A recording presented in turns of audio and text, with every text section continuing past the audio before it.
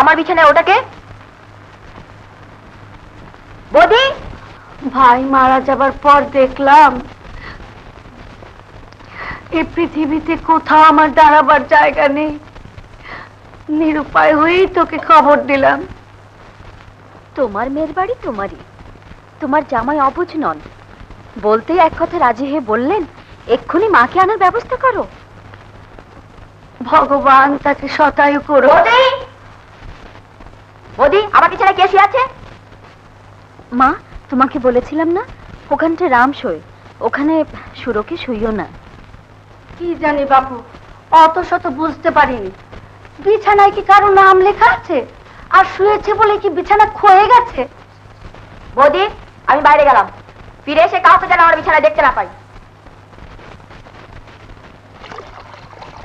ওটাই বুঝি তোর দেব?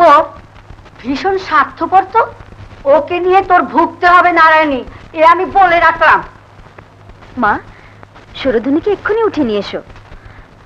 এখনকার মতো অল্পতে মিটে গেছে, এসে যদি দেখে শুয়ে আছে আর রক্ষে থাকবে না।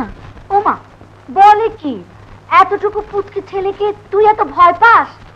ঠিক আছে, আমি যখন এসে পড়েছি তখন আর তোর ভয় নেই। ওকে শাসন করার ভার আমি নিচ্ছি। মা, ওকে শাসন তোমায় করতে হবে না, তোমাকে যা বললাম তাই করো। যাই তাই করি। কথা আছে না, হাতি যখন গর্তে পড়ে চামচিকাও লাথি মারে। অভাগা যেদিকে চায় সাগর শুকিয়ে যায়। আমার এখন সেই অবস্থা। যাই, মেয়েটাকে কাঁচা ঘুম থেকে তুলি।